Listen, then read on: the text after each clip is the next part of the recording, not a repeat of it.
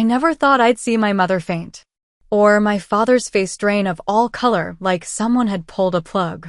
But that's exactly what happened when my grandfather's lawyer read his will.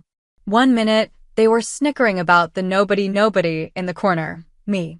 The next, they discovered I'd inherited everything. For $187 million, the family business, the estate, all of it. Their perfectly manufactured world shattered in seconds. But to understand why my grandfather made this choice, you need to know how they treated me for 28 years. Before I dive into this wild family drama, I'm curious, where are you watching from today? Drop your location in the comments. If you've ever been underestimated or pushed aside by family, you'll definitely want to stick around for this story. Hit that like button and subscribe to join our community of real talk and life-changing moments. Trust me, the look on my parents' faces when they realized I owned everything was worth every second of being the family disappointment. My name is Miranda Hayes, and for 28 years, I've been the disappointment of the prestigious Parker Hayes family. While my life as an art teacher in a modest two-bedroom apartment in Boston might seem perfectly normal to most people, to my family, it was evidence of my failure. I still remember my 12th birthday when my mother Lauren sighed heavily while looking at my paint-stained hands.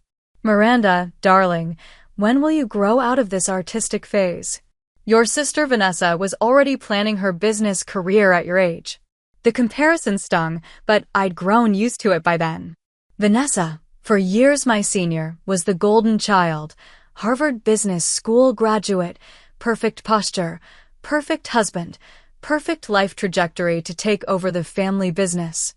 Then there was Tyler, my younger brother by 2 years, who somehow managed to skip over me in the family hierarchy. Tyler has the Parker business sense, my father Garrett would beam, completely ignoring the fact that my brother had crashed 3 luxury cars before turning 21. But he could talk stocks and bonds, and apparently, that's all that mattered. The only person who ever really saw me, was my grandfather Theodore Teddy Parker. While the rest of the family attended charity galas and yacht parties, Grandpa Teddy would sometimes slip away to visit my small art studio.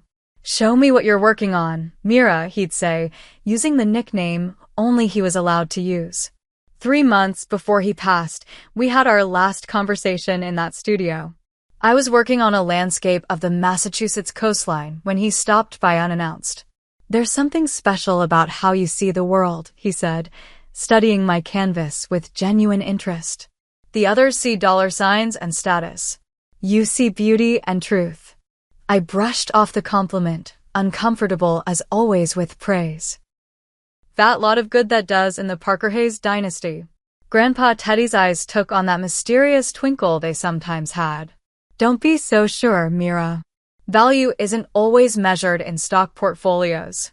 If I had known those would be among his last words to me, I might have pressed him on what he meant.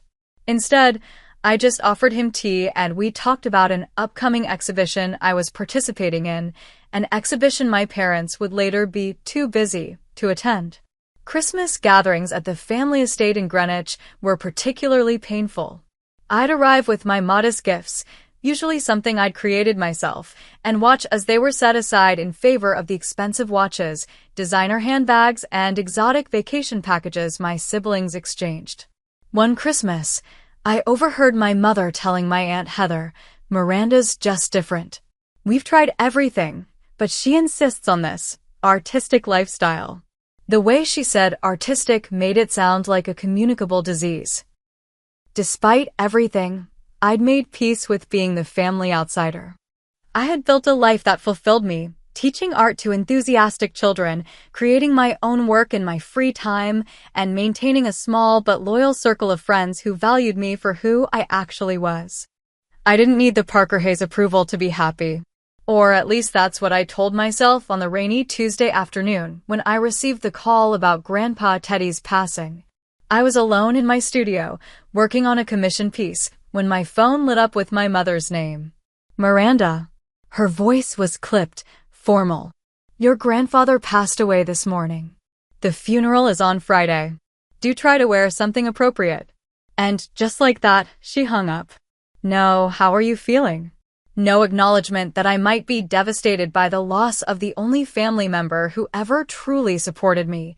I set down my paintbrush and stared at the half-finished canvas before me, tears blurring the colors together.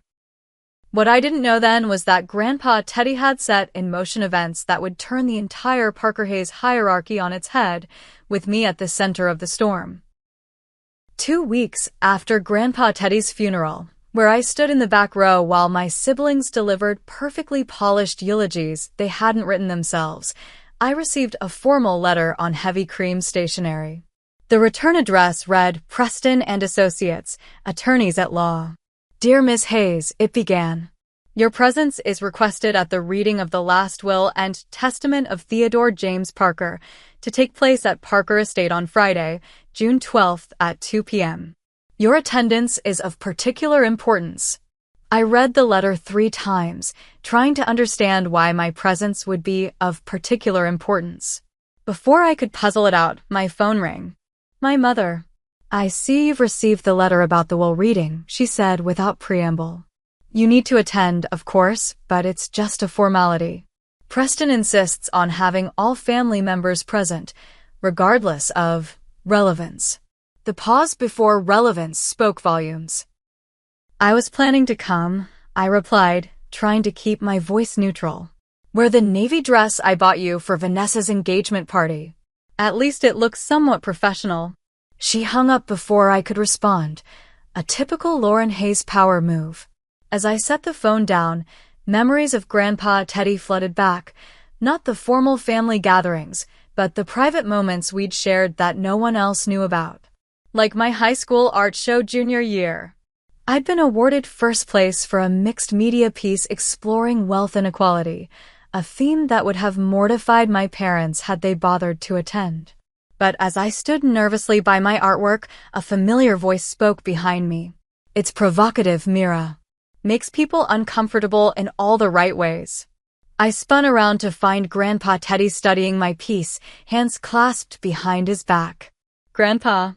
I didn't think anyone from the family was coming. And miss my granddaughter's triumph? Not a chance. He squeezed my shoulder. The others are missing out. Their loss. Then there was my 21st birthday. While my parents had thrown lavish parties for both Vanessa and Tyler, mine was acknowledged with a gift card and a perfunctory phone call. But Grandpa Teddy took me to dinner at a quiet, elegant restaurant in Boston. 21 years, he mused, sipping his scotch. You know what I've learned in my 78 years, Mira? True wealth isn't what's in your bank account. It's knowing who you are and refusing to apologize for it. I'd nodded, not fully understanding the weight of his words then.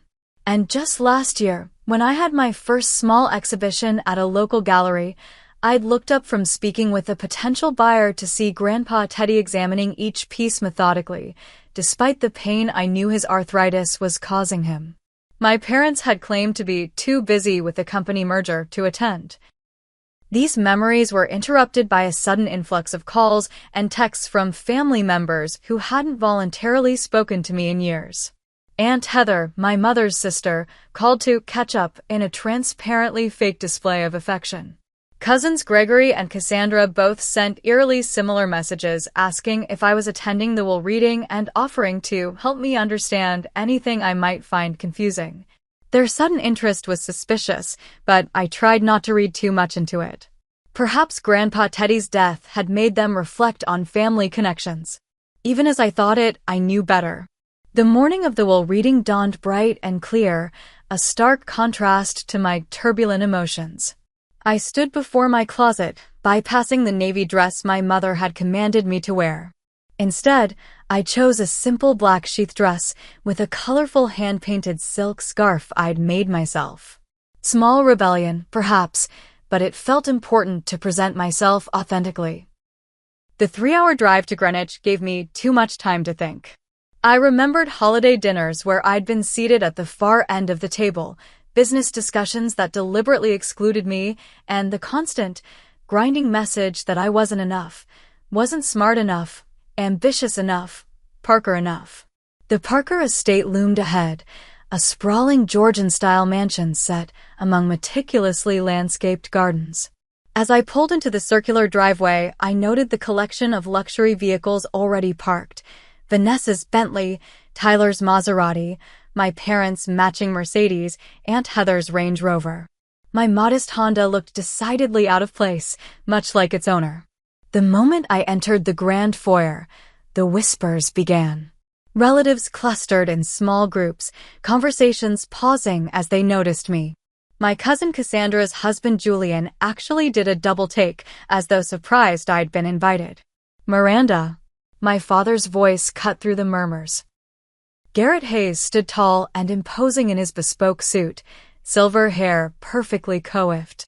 "I'm surprised you bothered to come. This is mainly for the active members of the family business." I met his gaze steadily. The letter said my presence was particularly important. He scoffed. "A standard legal phrase. Preston is nothing if not thorough." With that dismissal, he turned away to join a conversation with Tyler and Kenneth, Vanessa's investment banker husband. I stood alone in the entrance hall, the outsider as always. What I didn't know was how dramatically my position in the family was about to change. The Parker Estates library was a magnificent room, 2 stories tall with wall-to-wall bookshelves and a massive stone fireplace. Leather-bound volumes lined the walls, many for show, I suspected, since I'd rarely seen any family member actually reading. Sunlight streamed through tall windows, illuminating dust particles dancing in the air. Family members filed in, automatically arranging themselves in what I recognized as their perceived order of importance. My parents took the large leather chairs directly facing the ornate desk where Philip Preston would conduct the reading. Vanessa and Kenneth claimed the plush love seat to the right, while Tyler and his wife Jenna, a social media influencer with more followers than substance, settled into armchairs nearby. Vanessa looked immaculate, as always in a designer suit that probably cost more than 3 months of my salary. Her blonde hair was swept into a perfect chignon, not a strand out of place. As I entered, her eyes flicked over me, registering my modest dress and hand-painted scarf. "Oh, Miranda," she said, voice dripping with false concern. "You could have called if you needed help finding something appropriate to wear. I have several designer pieces I've only worn once." Before I could respond, Tyler cut in. "Let it go, Van. Not everyone prioritizes appearances." Then, without acknowledging me directly, he returned to his whispered conversation with Jenna, who was surreptitiously filming herself on her phone for what I assumed would be a tasteless, while-reading social media post. The extended family filled in the remaining seating, Aunt Heather and her third husband Richard, cousins Gregory and Cassandra with their respective spouses, a few distant relatives who appeared at family events just often enough to maintain their standing. I found myself directed to a straight-backed chair in the far corner, partially hidden behind a potted fern. Fitting. Precisely at 2:00 p.m., Philip Preston entered.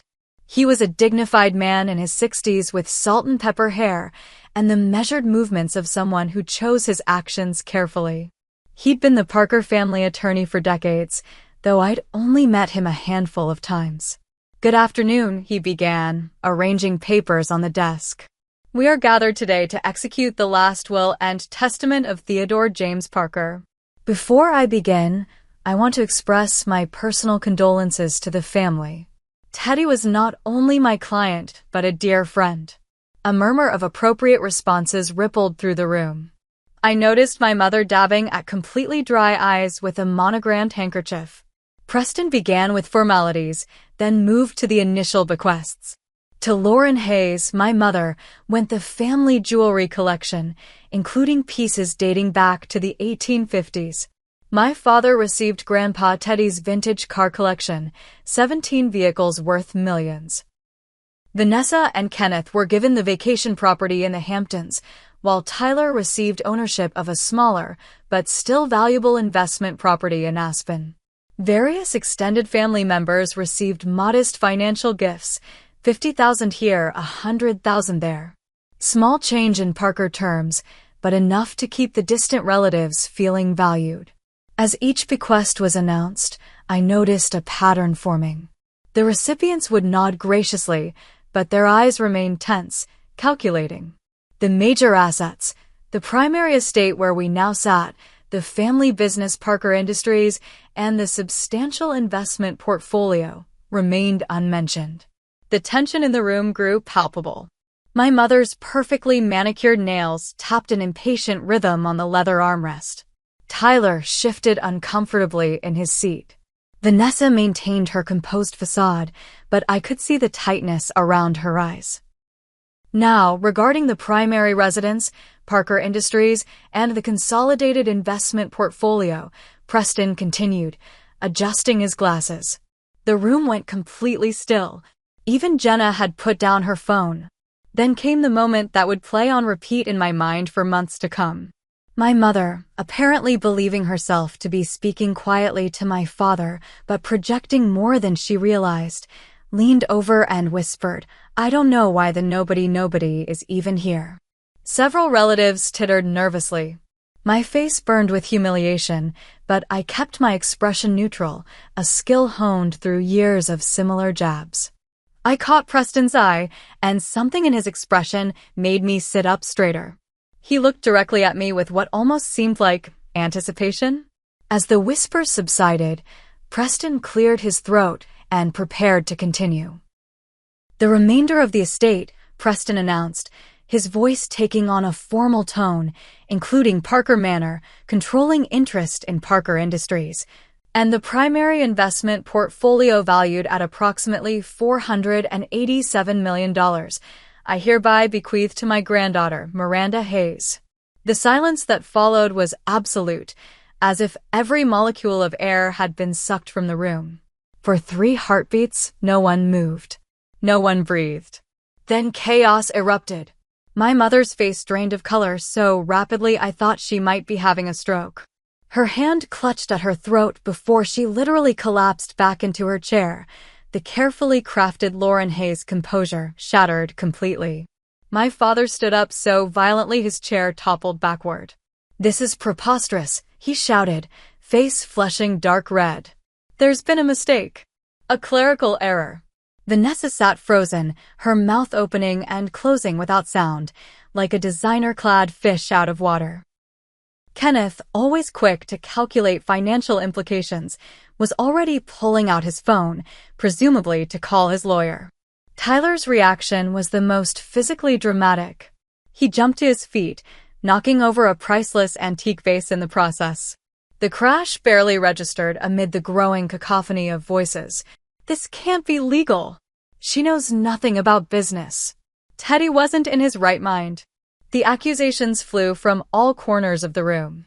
Through it all, I sat perfectly still, feeling strangely detached, as if watching the scene unfold in a movie rather than living it. Preston raised his hands for silence, and when that failed, he used a small brass bell from the desk to cut through the noise. "Ladies and gentlemen, please. There's more." Gradually, the room quieted, though the tension remained electric. Theodore anticipated your reaction and prepared accordingly. He recorded a video message to be played at this time. Preston turned to a laptop on the desk and pressed a key. The large television screen on the wall flickered to life, and suddenly there was Grandpa Teddy. He looked tired, but completely lucid, seated in this very library. My throat tightened at the sight of him. "If you're watching this," he began, "then I've moved on, and Philip has just informed you of my decision regarding my estate." I imagine the room is in something of an uproar. His eyes twinkled with that familiar mischief. "Before you begin contacting your attorneys, allow me to explain." He shifted in his seat, leaning forward. "For the past 15 years, I have been conducting an ongoing evaluation of each member of this family. Not of your business acumen or your social connections, but of your character. Your humanity." The tests were simple but revealing. Grandpa Teddy detailed examples that made the room grow uncomfortably still. How my father had fired a longtime employee who needed medical benefits for his sick child. How my mother had refused to help Grandpa's former secretary of 30 years when she fell on hard times. How Vanessa had deliberately sabotaged a colleague to secure a promotion. How Tyler had been caught using company resources for personal gain. Each of you demonstrated, time and again, that you value things over people. Status over compassion. Appearance over substance. His voice grew sad. Each of you failed the tests I set before you. Not business tests, but human ones. Then his expression softened. Except Miranda. I felt every eye in the room turn to me. My Mira, who used her modest teacher's salary to help a student's family avoid eviction. Who visits elderly neighbors every Sunday. Who creates beauty instead of hoarding wealth. Who has never, not once, asked me for money or advantages, despite being systematically excluded from family opportunities. Tears blurred my vision as Grandpa Teddy continued. Miranda doesn't just know the value of $1, she knows the value of a human being. That is the leader I want for the Parker legacy. He leaned back in his chair. I've left detailed records of my observations over the years. Philip has copies of everything. Should any of you contest this will, those records, including some rather unflattering business practices I've documented, will become part of the public record. The video ended with Grandpa Teddy looking directly into the camera. Miranda, my dear girl, I've left you a personal letter. The rest of you, I hope this serves as a wake-up call. It's not too late to become the people I always hoped you would be. The screen went dark, leaving a stunned silence in its wake. Preston broke the spell by approaching me with an envelope. This is for you, from Theodore. As I reached for it with trembling hands, Vanessa suddenly found her voice. You manipulated him. She shrieked, pointing an accusing finger at me. You scheming little nobody. All these years pretending to be so pure and noble, it was all an act to get your hands on his money. And just like that, the tenuous control in the room snapped completely. The library descended into absolute chaos. Multiple family members were shouting simultaneously, creating a wall of noise that made individual accusations hard to distinguish. My father had moved to stand directly in front of Preston, his face inches from the attorneys. Fix this mistake immediately, he demanded, jabbing a finger into Preston's chest. Theodore was clearly not of sound mind. We'll have medical experts testify. I assure you, Mr. Hayes, Preston replied calmly. Theodore underwent comprehensive cognitive assessments prior to finalizing this will. The documentation is impeccable. My mother had recovered from her initial shock and was now advancing toward me, her perfectly highlighted hair slightly askew, a small but telling sign of her internal disarray. What did you do? She hissed. What kind of trickery did you use on a vulnerable old man? Your own grandfather. Before I could respond, Tyler stepped between us, his handsome face contorted with anger. I'm calling our lawyers right now. You'll be tied up in court for years. You'll never see a penny of this money, you pathetic. I strongly advise against that course of action, Preston interrupted, raising his voice to be heard above the din. There are additional stipulations I haven't yet read. The room gradually quieted, everyone too concerned about their financial interests to risk missing crucial information. Preston adjusted his glasses and continued reading. Any contest of this will by any named beneficiary will result in that person's complete disinheritance. Furthermore, Miranda Hayes has immediate and irrevocable control of all assets as of the reading of this document. He paused to let that sink in, then delivered the final blow. Family members currently residing in or utilizing any Parker-owned properties must vacate within 30 days unless Miss Hayes explicitly permits otherwise. The implications hit like a tidal wave. My parents' primary residence, this very estate, was technically a Parker property. So was Vanessa's Manhattan penthouse, Tyler's office at Parker Industries, the vacation homes, the company cars. This is outrageous, my Aunt Heather exclaimed. You can't possibly expect us to. I never asked for this, I said, finding my voice at last. The room fell silent, all eyes turning to me. I had no idea what Grandpa Teddy was planning. This is as much a shock to me as it is to all of you. Oh, please, Heather scoffed. You've obviously been planning this for years. The dutiful granddaughter act. The modest lifestyle to gain his sympathy. It was all calculated. Gregory, always quick to sense which way the wind was blowing, sidled up to me with a sudden fraternal smile. Cousin Miranda, perhaps we could speak privately? I'm sure we can work something out that benefits everyone. Preston intervened, placing a protective hand on my shoulder. Miss Hayes will need time to review all documents and consider her position. I suggest we adjourn for today. He began guiding me toward a private study adjacent to the library, but my parents followed, unwilling to let their golden ticket out of their sight. After everything we've done for you, my mother cried, her carefully maintained composure crumbling further. Done for me? I repeated incredulously. What exactly have you done for me except make me feel worthless my entire life? You cannot possibly manage this responsibility, my father insisted, his business voice slipping into place. You have no experience, no training, no. Actually, Preston interjected, Theodore has been preparing Miranda for this role for quite some time.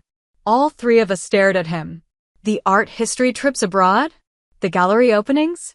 Theodore used those occasions to introduce Miranda to key business contacts and evaluate her natural aptitude. He also enrolled her in discreet business education programs under an alias, which she completed with distinction. I blinked in shock. Those weekend workshops Grandpa Teddy had recommended to help with the business side of your art career had actually been high-level management training. She's been receiving tailored business education for 5 years, Preston continued. Theodore was quite thorough in his planning. The look of stunned betrayal on my parents' faces might have been satisfying under different circumstances. As it was, I felt only a profound exhaustion. I need to go, I said quietly. Preston nodded. Take Theodore's letter. Review it in private. We'll speak tomorrow about next steps. Somehow I made it past the remaining family members, their accusations and pleas following me down the hallway like persistent ghosts.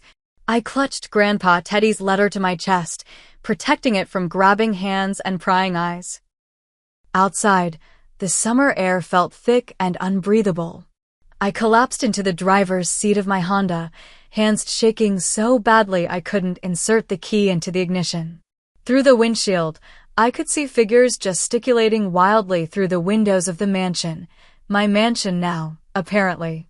I stared down at the envelope in my lap, my name written in Grandpa Teddy's distinctive handwriting. Whatever explanation lay within, I wasn't ready to face it yet. Not here, with the weight of the Parker estate looming over me like a thundercloud. I finally managed to start the car and drive away, leaving behind a family in disarray and a fortune I'd never wanted. 1 week after the will reading, my modest apartment had become command central for what felt like psychological warfare. My phone buzzed constantly with messages from family members employing every manipulation tactic imaginable. My mother had left 17 voicemails, each one a masterclass in emotional blackmail. Miranda, darling, her latest message began, her voice tremulous with calculated vulnerability. Family must stand together in times of crisis. Your grandfather obviously meant for you to share this burden with those who understand the Parker legacy. The message ended with artful sniffling. My father preferred email, his messages oscillating between thinly veiled threats and condescending offers of guidance. His most recent, the board meeting on Tuesday will determine Q3 strategy. Your absence will be interpreted as abdication of responsibility. I can attend as your proxy to prevent irreparable damage to the company. Vanessa's approach was perhaps the most transparent. After her initial outburst, she'd pivoted to saccharine sisterly concern. Mira, I can't imagine how overwhelming this must be for you, she texted. Let me help shoulder some of this burden. I can take over the investment portfolio management while you find your footing. Tyler, true to form, couldn't maintain a consistent strategy. His messages alternated between threatening legal action and attempting to establish brotherly camaraderie. Remember how I let you win at Monopoly when we were kids? Good times. Speaking of property management, let's discuss the Aspen situation. I'd barely slept, barely eaten. The letter from Grandpa Teddy remained unopened on my kitchen table, simultaneously a beacon and a burden. I wasn't ready to read his final words to me, not when I was still processing the earthquake he'd set off in my life. On the 8th day, I finally broke the seal. My dearest Mira, it began in Grandpa Teddy's familiar handwriting. If you're reading this, then Preston has executed my wishes, and you're likely feeling ambushed, overwhelmed, and perhaps even angry with me. You have every right to those feelings. The burden I've placed on your shoulders is enormous, and I did so without your knowledge or consent. For that, I apologize. But I did not choose you on a whim or out of spite toward the others. I've been watching all of you for years, testing, evaluating, hoping I was wrong about what the wealth and status had done to our family. I wasn't wrong, sadly. The others failed every test of character I set before them. Not business tests. Anyone can learn business. They failed human tests. Compassion tests. Integrity tests. You, my dear girl, passed every one without even knowing you were being tested. You have something that cannot be taught or bought, a moral compass that never wavers, even when the path is difficult. I've left you my personal journal in the wall safe behind the portrait in my study. The combination is your birthday. That journal details everything, every test, every failure, every observation that led to my decision. I know you never wanted this role, but sometimes the best leaders are those who don't seek power. Parker Industries employs thousands of people whose livelihoods depend on ethical leadership. The foundation supports causes that change lives. This legacy can do tremendous good in the right hands, your hands. I've arranged for Philip to guide you, and I've identified several trusted advisors who can help ease your transition. But ultimately, Miranda, I trust your judgment above all others. All my love, always. Grandpa Teddy. P.S. Remember what I told you on your 21st birthday? True wealth isn't what's in your bank account. It's knowing who you are and refusing to apologize for it. Never apologize for who you are, Mira. Not to any of them. I set the letter down, tears streaming down my face. Later that day, I called Preston and arranged to visit the estate, my estate, to retrieve Grandpa Teddy's journal. The leather-bound volume I found in the safe was thick with additional pages tucked between entries. As I began reading, patterns emerged in Grandpa Teddy's elegant handwriting. Detailed accounts of tests he had set up over the years to evaluate family members' character. My mother, Lauren, had refused to help Dorothy, Grandpa's secretary of 30 years, when Dorothy's husband needed expensive cancer treatment. I offered to connect Dorothy with resources, my mother had apparently said. But we can't set a precedent of handouts to staff.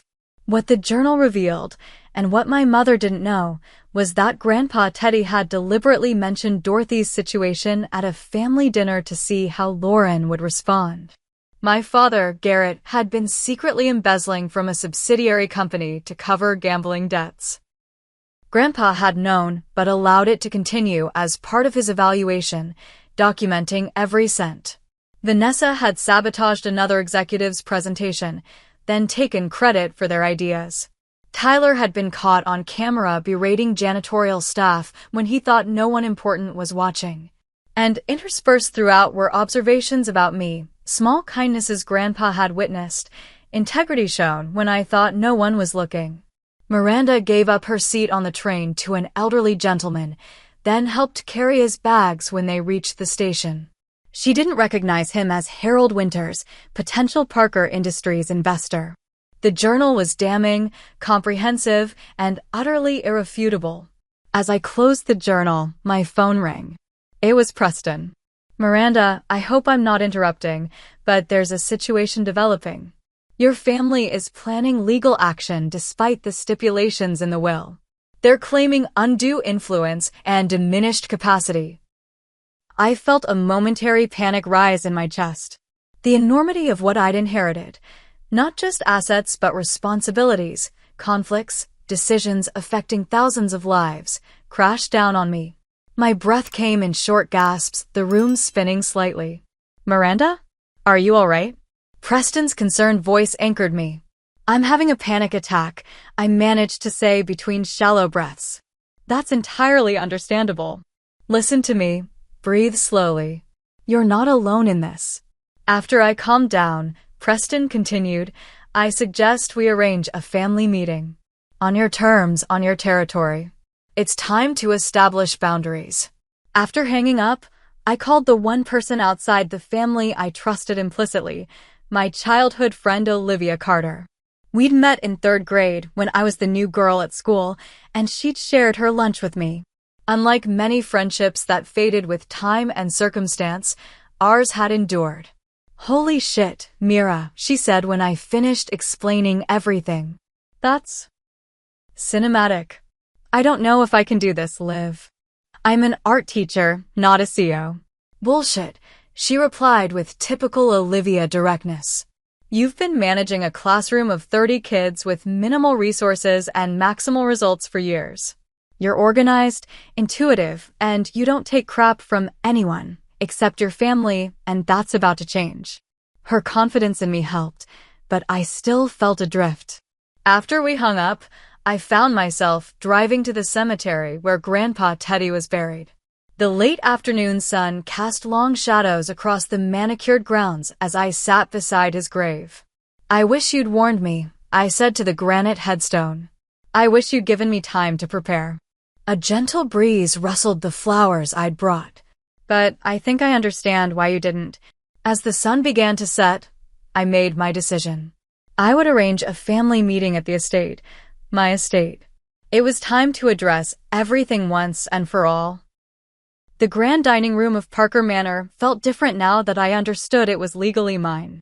The massive mahogany table that had intimidated me throughout childhood now served as my stage. I'd arranged the seating strategically, myself at the head where Grandpa Teddy used to sit, Preston to my immediate right, and 2 security professionals discreetly positioned by the doors. I'd spent 3 days preparing, reading Grandpa's journal from cover to cover, reviewing company documents, and consulting with Preston about the legal realities of my new position.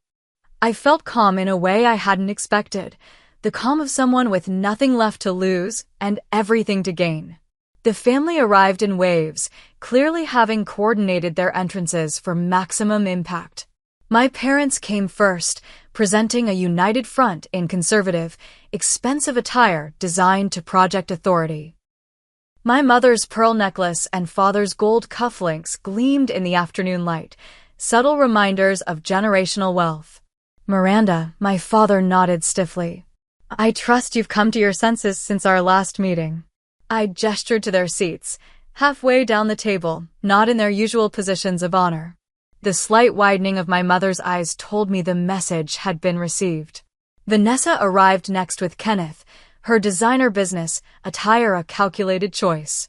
She dressed for a boardroom showdown, her expression professionally pleasant, but eyes cold as winter. Tyler and Jenna entered last, Tyler making a show of humility that was transparently fake. Jenna, for once, wasn't filming, likely warned that this meeting was not for social media consumption. Once everyone was seated, an uncomfortable silence fell. They were waiting for me to speak first, to defend myself, to apologize, to offer compromises. Instead, I simply sat, making eye contact with each person at the table. The silence stretched until my father finally broke. "Well? You called this meeting. What do you want?" I placed my hands flat on the table. "I want to address the situation directly. Grandpa Teddy left everything to me. That is a legal fact that cannot be changed. How we proceed from here is up to all of us, but primarily to me." "How generous of you to acknowledge our existence," Vanessa said, voice dripping with sarcasm. "I've prepared a statement," I continued, ignoring her. "I'd appreciate being allowed to finish before you respond." I unfolded a piece of paper but didn't look at it. The writing had been an exercise to organize my thoughts, not a script I needed. I never asked for this inheritance. I never expected it. But Grandpa Teddy's wishes were clear, and I intend to honor them. His decision wasn't made lightly or without careful consideration. He spent years evaluating all of us, not as business assets, but as human beings. That's absurd, my father interrupted. Theodore was a businessman first and foremost. He would never. You have no idea who he really was, I said quietly. None of you do. You saw what you wanted to see, a wealthy patriarch whose success you could leverage for your own gain. I saw a man with profound integrity who was deeply disappointed in what his family had become. My father's face flushed dark red. You have no right to lecture us about family. You, who rejected everything we tried to give you. Like what, Dad? The constant reminders that I wasn't good enough? The comparisons to Vanessa and Tyler? The dismissal of my passions and talents because they couldn't be monetized to your satisfaction? Before he could respond, I opened Grandpa Teddy's journal. Shall I tell you what Grandpa really thought of this family? Would you like to hear his actual words? The threat hung in the air. My mother's face had gone pale again.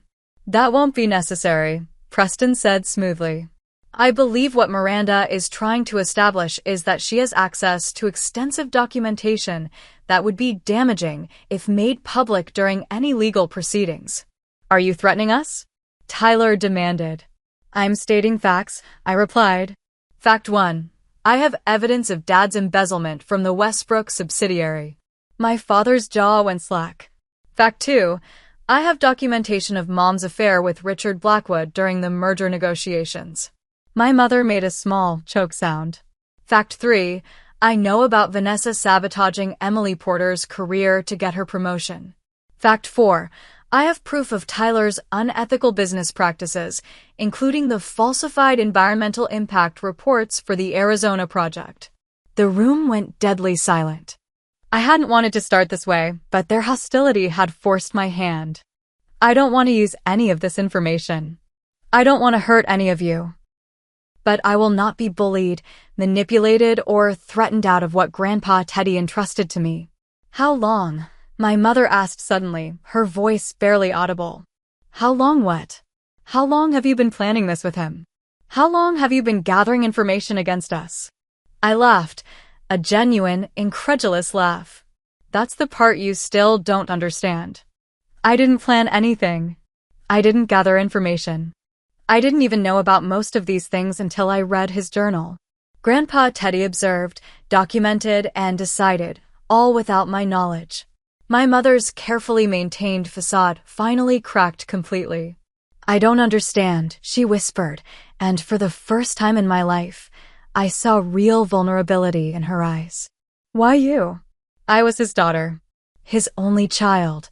Why would he do this to me? The raw pain in her voice caught me off guard. Mom, he didn't do this to hurt you. He did it to protect his legacy from what we've all become. And what exactly have we become? She challenged, tears now flowing freely. People who measure human worth by bank account balances. People who see relationships as transactions. People who've forgotten what actually matters. My mother stared at me, then did something I never expected. She buried her face in her hands and began to sob, not the theatrical tears she deployed at charity events, but ugly, body-shaking sobs. I was so jealous, she admitted between gasps. He loved you in a way he never loved me. His own daughter. And I couldn't understand why. The confession hung in the air, raw and unexpected. My father, uncomfortable with the emotional display, attempted to regain control. This is all very dramatic, but it doesn't change the practical reality. You'll run the company into the ground within a year. You have no experience, no connections, no. She has me, Preston interrupted. And the advisory board Theodore assembled. And whether you choose to accept it or not, she has qualities that cannot be taught in business school: integrity, compassion, and an unerring moral compass. She has me too, Tyler said suddenly, surprising everyone at the table. If she wants my help. All eyes turned to him. Look, I'm still pissed about all this, he clarified quickly. But I've been thinking about what Grandpa said in that video. About all the tests we failed without knowing. And he wasn't wrong about me. He looked directly at me. You're gonna need someone who knows the day-to-day operations. Someone the employees already trust. Vanessa stared at her brother in shock, then at me. Something in her expression shifted, the perfect mask cracking to reveal a glimpse of the insecure woman beneath. He was right about me too, she admitted in a small voice. About all the things I did to get ahead. I thought that's what he wanted. What would make him proud? She wiped away a tear. I've been so awful to you, Miranda. For years. Because I thought he loved you more. And it turns out I was right. He loved all of us, I said gently. He just didn't respect what some of us had become. I looked around the table at my family, really looked at them, perhaps for the first time seeing the flawed, complicated people behind the perfect Parker Hayes facade. This is Grandpa Teddy's final test, I realized aloud. This meeting. How we handle this transition. Whether we can put aside ego and greed and find a way forward together. My father began to object, but my mother placed a restraining hand on his arm. Garrett, she said softly. We never understood her. Or him. Maybe it's time we tried. 3 months after the confrontation in the dining room, I sat in Grandpa Teddy's former office at Parker Industries headquarters. The space had been transformed, the dark, heavy furniture replaced with cleaner lines, the walls now adorned with local artists' work rather than stuffy portraits of stern-faced businessmen from generations past. Sunlight streamed through windows that had previously been obscured by heavy drapes. The company itself was undergoing similar transformation. My first actions as CEO had raised eyebrows in the business community, but earned immediate loyalty from employees, implementing a company-wide living wage policy, establishing comprehensive parental leave, creating an emergency fund for staff facing unexpected hardships. The quarterly projections, Ms. Hayes, said Beatrice, my executive assistant who had previously worked with Grandpa Teddy. Thank you, B. And please, it's still just Miranda. She smiled, something she rarely did under the previous administration. The board is quite impressed with the numbers. The ethical business initiative seems to be attracting new investors rather than deterring them, as some predicted. I nodded, reviewing the documents. The Theodore Parker Foundation for the Arts had launched last month, channeling significant resources into community arts programs, scholarships for underprivileged students, and restoration projects for historical arts venues. My relationship with my family had evolved in unexpected ways. My parents and I maintained minimal contact, civil but distant. They had relocated to the Hamptons property, which I had transferred to them as a gesture of goodwill, despite Preston's reservations. Tyler had surprised everyone by becoming my most steadfast ally. After initial skepticism, he had embraced the company's new direction, particularly our environmental sustainability initiatives. He'd even broken off his engagement to Jenna after she attempted to leverage company information for social media fame. Vanessa remained the most complicated relationship. Our reconciliation was tentative, marked by occasional setbacks when old patterns resurfaced. But she was trying, attending therapy, acknowledging her past behavior, and slowly building a relationship with me based on who we actually were rather than the roles we'd been assigned. A knock at the door interrupted my thoughts. Preston entered, carrying a large portfolio. I thought you'd want to see this immediately, he said, placing it on my desk. The art collection evaluation has been completed. There are several pieces Theodore apparently acquired anonymously over the years. I opened the portfolio and gasped. Inside were photographs of works by obscure but brilliant artists, many of whom I'd studied and admired. But what truly shocked me was the final section, paintings signed TJP Theodore James Parker. Grandpa was an artist? Preston nodded. In secret, it seems. These were found in a climate-controlled storage facility. According to the documentation, he began painting seriously in his 40s, but never showed his work publicly. I stared at the images, Landscapes, portraits, abstract pieces showing remarkable talent and sensitivity. I had no idea. There's something else, Preston added, handing me a sealed envelope. This was with the paintings. Instructions to deliver it to you after you'd been in your position for exactly 3 months. Inside was a single sheet of paper with Grandpa Teddy's handwriting. Art and business are not opposites, Mira. Both require vision, patience, and the courage to create something that didn't exist before. I had to choose one path. You don't. Integration, not separation, is the future. Love, Grandpa T. Later that evening, I attended the annual Parker Foundation Gala, my first as the Foundation's director. The event had been reimagined, highlighting local artists and community arts programs rather than serving as a showcase for elite wealth. As I circulated among guests, I encountered my parents. My mother had clearly spent hours preparing her appearance, her designer gown and professional makeup a suit of armor against public scrutiny. "Miranda, darling," she said, air kissing near my cheek. "What a lovely event." "So, creative." The slight pause spoke volumes. "I've been telling everyone how proud we are of what you've accomplished." My father nodded stiffly. "The company numbers are solid."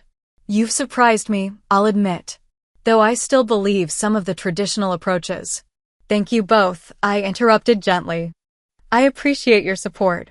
You're welcome to be part of this new chapter of the Parker legacy, but you need to understand, you'll never control it again." The truth hung between us, acknowledged but not contested. My mother's smile tightened slightly, but she nodded. As they moved away, I caught sight of a painting being installed in the main hall, a piece I'd been working on secretly for months. It was a portrait of Grandpa Teddy, but not the stern businessman most people remembered. My painting showed him as I had known him, eyes crinkled with laughter, hands slightly paint-stained, radiating the warmth and wisdom that had shaped my life. Beside it hung one of his own works, a landscape I'd discovered among his collection, left unfinished. I had completed it, our brushstrokes merging seamlessly, a collaboration transcending time and death. Standing before these paintings, I felt a profound sense of peace. The Parker legacy had been entrusted to me not because I was the most business-savvy or the most ambitious, but because I understood what Grandpa Teddy had learned too late in his own life, that wealth without compassion is poverty of the worst kind. I had redefined family on my own terms, created boundaries that protected my well-being, built a leadership style that honored both artistic sensitivity and business acumen. The journey ahead would undoubtedly bring new challenges, but for the first time since that fateful will reading, I felt fully capable of meeting them. What's your take on inheritance stories like mine? Have you ever been the underestimated person in your family who finally got their moment of recognition?